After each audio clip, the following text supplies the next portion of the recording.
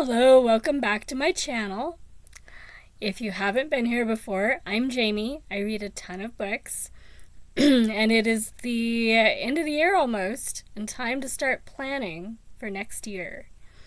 So in 2024, I did a project where I stacked up 24 of my fatter books that were particularly heavy to bring all the way up the alley when I moved to where I am now. So the plan was that I would read 12 of those and evaluate whether I was keeping them or not. And I finished 1.5 of those 12. So that didn't work so well. Partly because I got so distracted doing competitive readathons that those fat books didn't always fit the plans that I otherwise had for those months. So, yeah, that wasn't a very well-planned project, it turned out. So this coming year, I'm going to do something similar, but different. So to keep it challenging, I'm doing 2 stacks of 24 books and still selecting 12 of them using the random number generated by the same Reading 1001 Goodreads group, the number that's selected for their TBR takedown game. So that number's already been selected. My book stacks are already put together. And it's time to show all the books so that, if nothing else, I can keep referring back to my video to remind myself which books are which so that I don't have to write them down. Am I going to write them down? Yeah, I am going to write them down. But there are 48 of them, so I'm making the video and then I'll write them down. Right. So, you can see how my reading organization goes. My priority is the reading. The organizing part is just to support the reading. Which is also why I'm not too terribly upset if I get distracted from some plan, because as long as I'm reading books, that's the point. And all these games are just to mix it up a little bit, keep my reading more diverse. Not in terms of like LGBTQ or the color of the author or the color of the main character. Diverse in terms of just overall genre, overall, nonfiction versus fiction, new versus classic versus just plain old backlist books.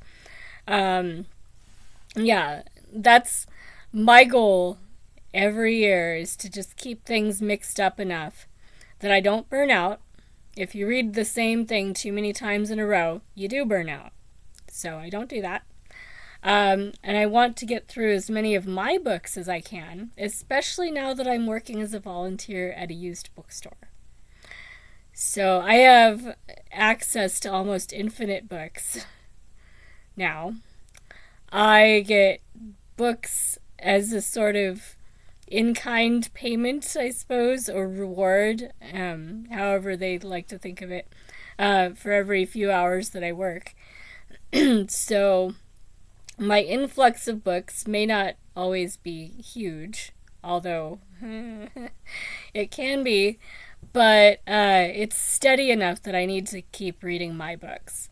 So these stacks of books games are great for making sure that even if I'm doing a lot of audiobooks or doing a lot of, NetGalley books, I'm still reading some of the books I own, even if I get distracted on some kick. Theoretically. We'll see if this one works a little better. So this time, it's 2 stacks of 24 nonfiction books. And do I have more than that in my shelves? Yes. I could have done 100 or 200 nonfiction books that I need to read. And probably still had some left over that would be extra for mood reading, for other things. So this is just random whatever I pulled off the shelves, starting from the shelf that I put them on after November, so that I had, more space to put them away after I finished doing this video.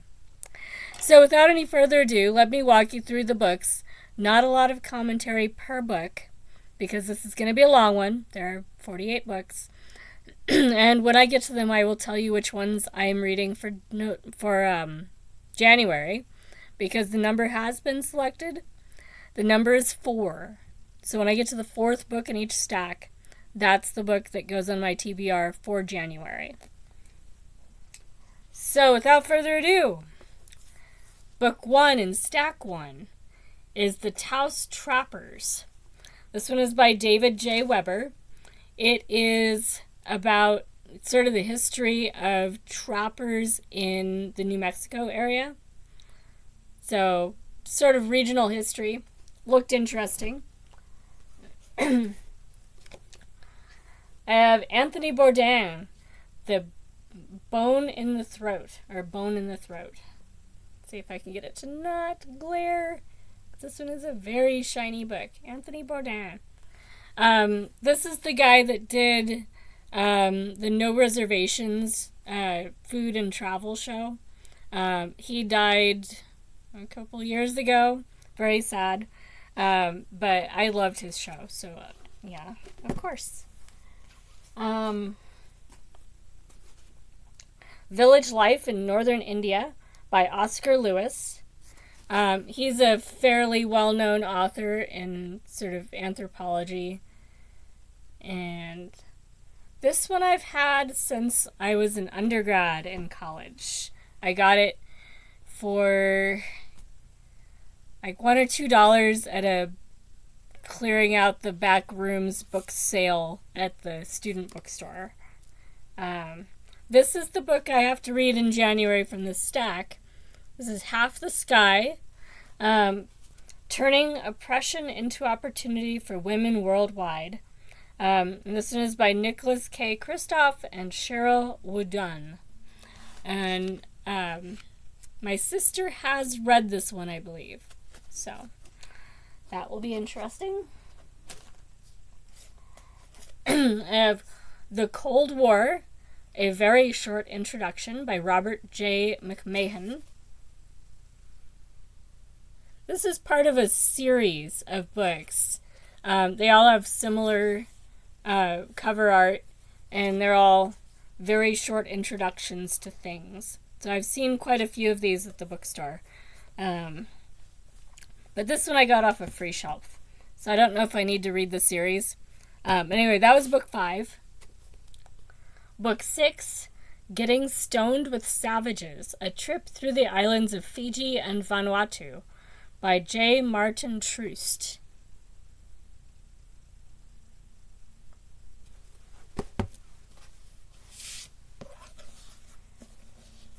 The Last Puritan by George Santayana.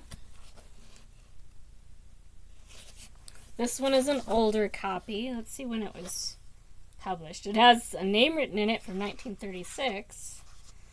Yeah, looks like it's a 1936 edition. So not really an antique yet. It's not 100 years old, but it's getting there. So that's 7. This is book 8. Inside the National Security Agency, America's most secret intelligence organization, The Puzzle Palace. And this one is by James Bamford.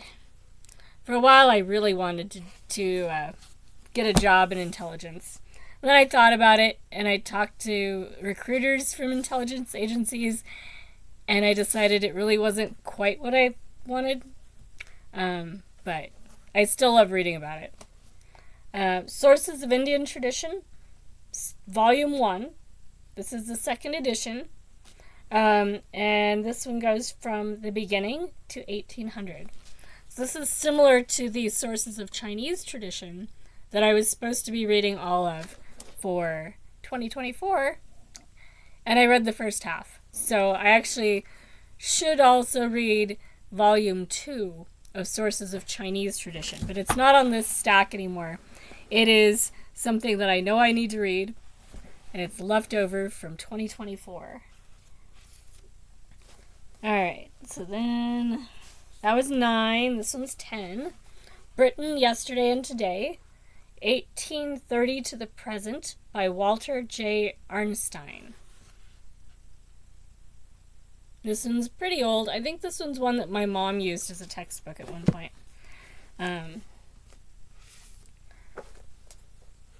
11. The Discovery of Time by Stephen Toulmin and June Goodfield. This one will be a reread. This one was a textbook from one of the classes I took, from History of Science. But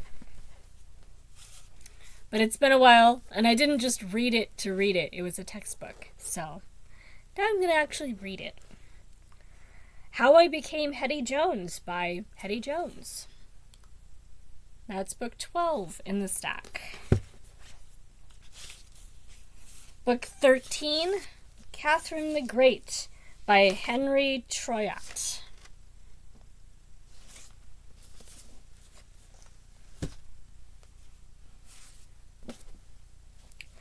Milk It.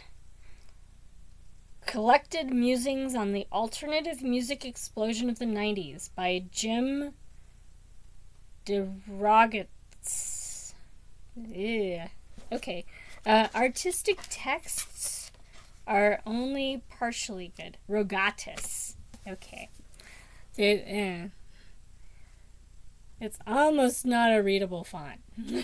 But this one's actually graphic. Like pictures. So totally outside my normal comfort zone. But shouldn't take very long if its number gets picked. So that's 13? No, 14. 14. This is 15, The Opposite of Loneliness, Essays and Stories by Marina Keegan. Some of it is stories, but some of it is not. Alright. Yes, are you helping? You are helping? I know, you're so good. Yes. Are you going to read books for me? Yeah. We have The Pelican History of the United States of America by Hugh Brogan.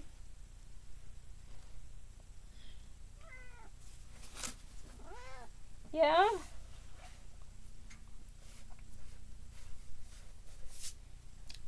On Photography by Susan Sontag, which is also very shiny. Hi, are you helping? Can I have this book? May I have this book? Thank you. I have Capitalism, Socialism, and Democracy by Joseph A. Schumpeter. A book that I thought I was going to read for grad school, and I never got to. It wasn't required. It was just one I bought alongside the ones I was supposed to read. May I have the next book? Maybe? Hi, Simon. Now all the cats are coming. This is great. Into Thin Air by John Krakauer. Oh, my goodness. Yeah, are you helping now? You are. I have this book. Hole in the Sky, a memoir by William Kittredge.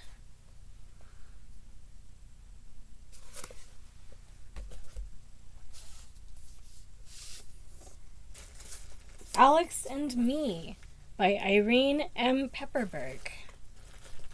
Pepperbird. I'm guessing the bird is Alex.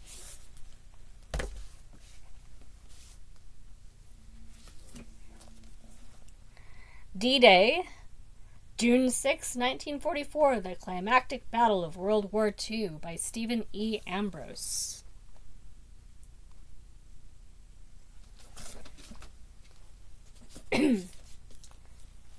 Nebulous Earth, A History of Modern Planetary Physics. The Origins of the Solar System and the Core of the Earth from Laplace to Jeffreys by Stephen G. Brush. And book 24, The Oxford History of Ancient Egypt by Ian Shaw. Alright, so I'm going to put these up. I'll be right back. Alright, I'm back, and it's time for the other 24 books. So why 2 stacks? Because numbers are proving to be not so hard for me while I'm on BookTube. So if I want to keep it a challenge, the big fat books, I really want to save for things where I need big fat books.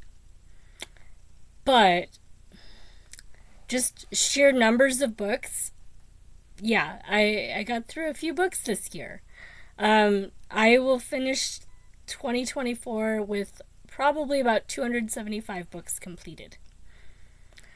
So any game like this might make more sense to have kind of the doubled up version. So yeah. We'll see if next year is the same as this year. It may not be.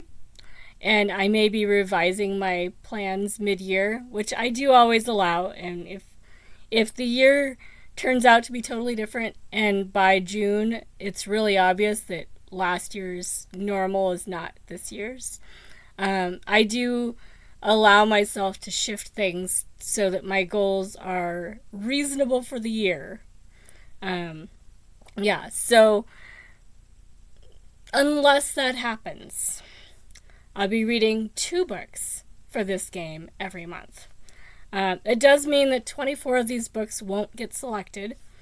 And by November, I will know all but one of the numbers for the year.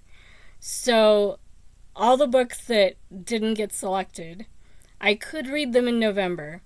And because it's not for points for anybody, I could just read them and then, do some workaround if that book happened to be chosen for December. So that is an option. Nonfiction November is the end of the year practically, so that is an option. And the numbers are selected on the 25th of the preceding month. So I will have 5 days to read books that were not selected before December even starts. So I'm not too worried about that. I will at least finish 24 of the books out of these 48. So let's look at the last 24 books. I've got little Simon here that will probably be helping. Hi, Simon. Yeah. Alright. So book 1 in this stack is The English Reformation and the Laity, Gloucestershire, 1540 to 1580, by Caroline Litzenberger. From an academic press. I was missing being in grad school, and I found this on a free shelf. So I had to adopt it. And actually, I am doing the Historiathon reading again this coming year. More formally, I joined the Discord finally. Yay. So I might just happen to read some of these when it's the correct quarter. But if not, I have more. I have lots more. So I'm not worried about that. But yeah, there are enough books that are from specific eras that it might happen to fall in the correct quarter. Maybe. The next one's pretty short. 9/11 by Noam Chomsky. This one is very short. Book 3 in this stack.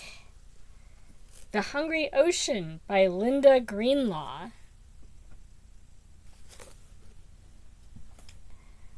Book 4 in this stack is The Man Who Loved Only Numbers by Paul Hoffman. This one, the subtitle is The Story of Paul Erdos and the Search for Mathematical Truth. So this one and Half the Sky are the books that I will be reading for January for this game.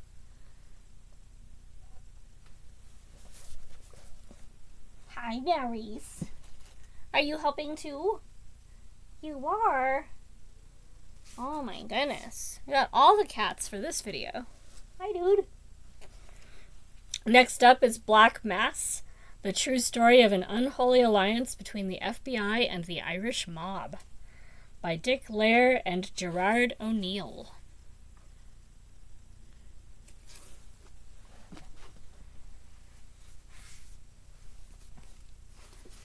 Then we have Galileo's Daughter by Dava Sobel, which is also the person who wrote Longitude, which was really fantastic. So I'm looking forward to this one.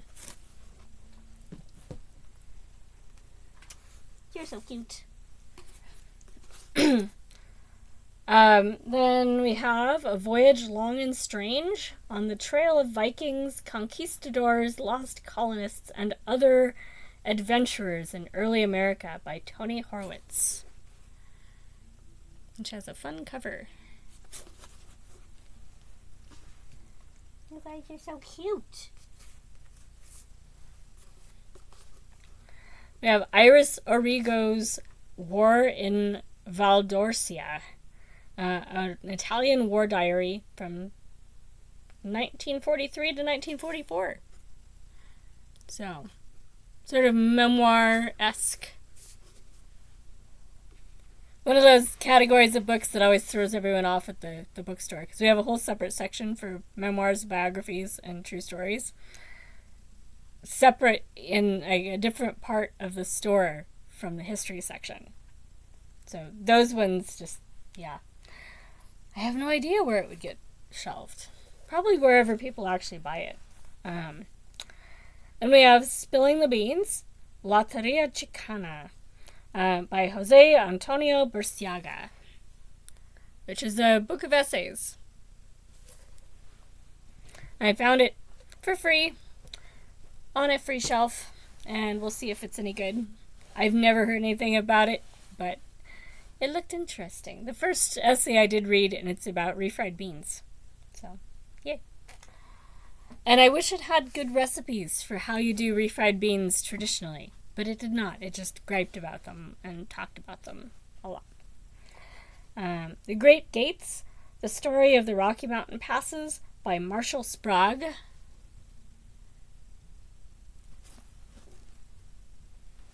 Are you guys being very helpful? You are. Oh, I see. Political Nature, Environmentalism, and the Interpretation of Western Thought, by John M. Meyer. This one I read parts of for a class in grad school, but not the whole book as a book that you read cover to cover. So, that one is kind of a reread as well. As are a couple of these. Questioning Gypsy Identity, Ethnic Narratives in Britain and America, by Brian A. Belton. I used this book for papers in grad school, and it was tying in with my thesis that has never seen the light of day. But it's been a very long time. I do have my little markers still in it. Oh, it will not focus. There we go. So it has my little markers in it from when I was using it as a reference for things. But it's been a while, and I was in a very academia-oriented mindset, not just reading the book. So I actually don't remember it as a book that I read. So, yeah. So that one's kind of a reread. I think I read more of it than of some of the ones that were assigned. But it's still a reread. Rogues. 2 Essays on Reason, by Jacques Derrida. This one's also short. The first essay we had to read in class, I don't know if I ever read the second essay. So it's a partial reread. American Public Policy, Promise and Performance, by Guy Peters. B. Guy Peters. This is a textbook on the policy process that I was going to get rid of, and I thought, no, I remember liking it. Maybe I'll read it before I get rid of it. Yeah. And we have The Autobiography of My Mother by Jamaica Kincaid.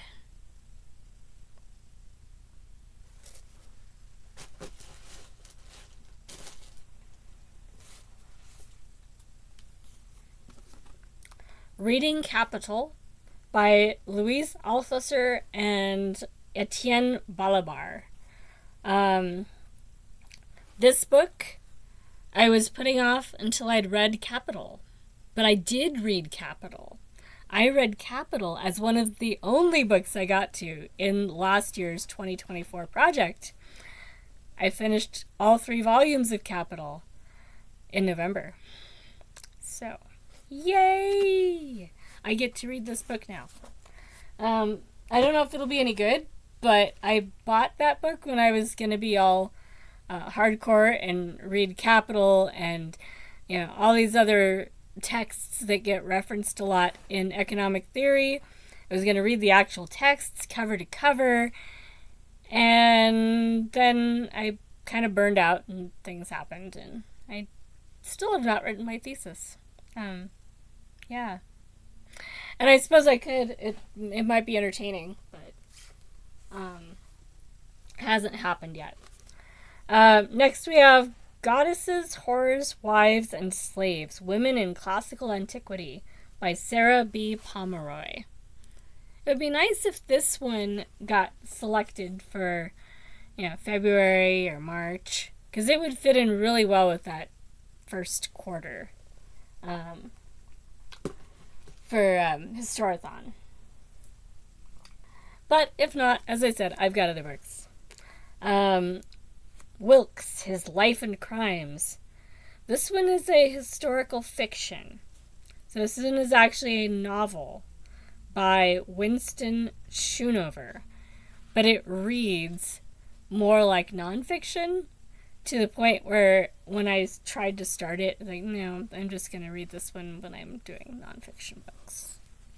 So it's more like a biography, but it's a novelization. Kind of like Irving Stone's books. A lot of those are novelizations, but they're biographies, basically. Then we have The Wild Parrots of Telegraph Hill by Mark Bittner. They're so cute. Can I have this book? No? Yes? Maybe? This one's a reread that I remember really liking. It was a book that was assigned for a class during the Obama administration. And I wondered how it will read now as we're leading into the second Trump administration. Does the world feel as optimistic as it did during this book? Which is an interesting question, because the book does actually lay out reasons for optimism in the face of all these problems. I'm just wondering how effective it is now. Yeah. So we'll see. It's called Breakthrough from the Death of Environmentalism to the Politics of Possibility, which sounds nice and positive. And it is by people that don't have their names nicely on the slipcover. Ted Norhaus and Michael Schellenberger. So this was very popular when it came out, especially among the academics in my department.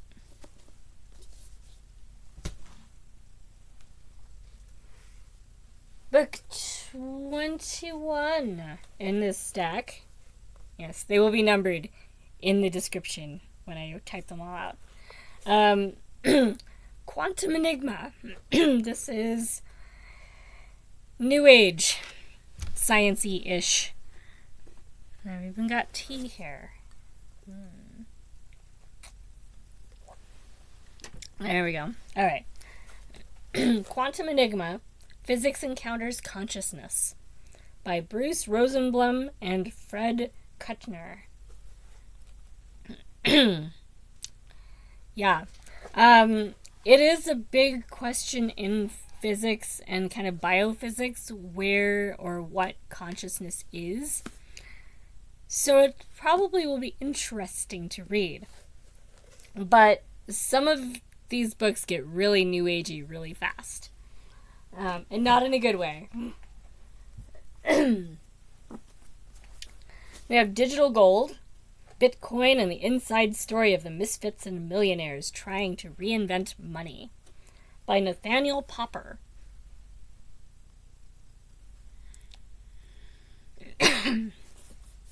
Alright. Last two books. We have War, Ends and Means by Paul Seabury and Angelo Codevilla. And I know I stole your last book. I know you were sitting on that.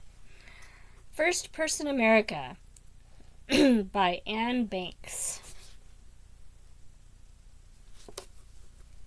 Alrighty. Want to be on the screen? Yeah.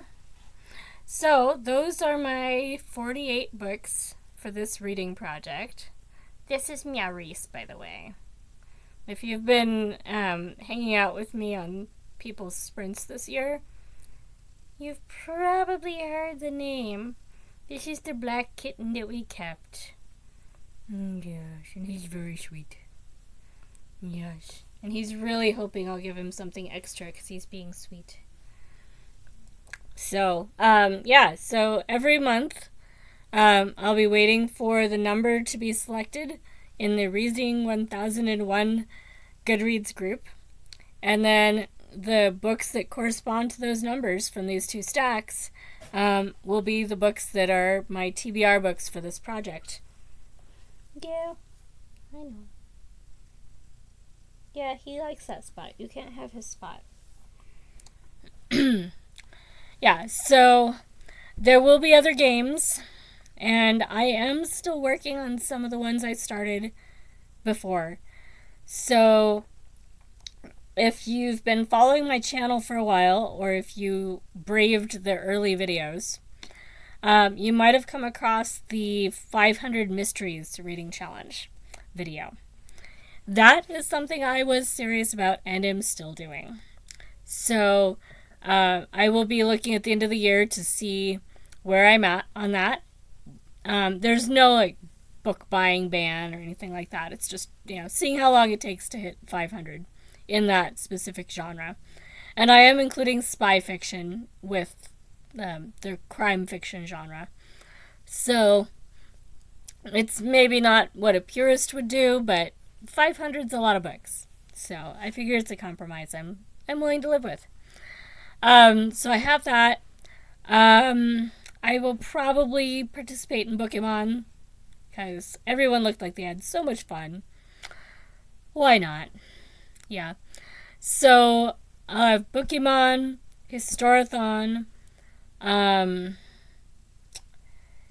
Sufferathon, the year-long version. That sounds like so much fun.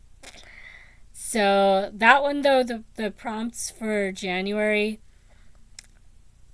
I have so many books that would work for either option that I'm just going to pick one, somewhere along the way.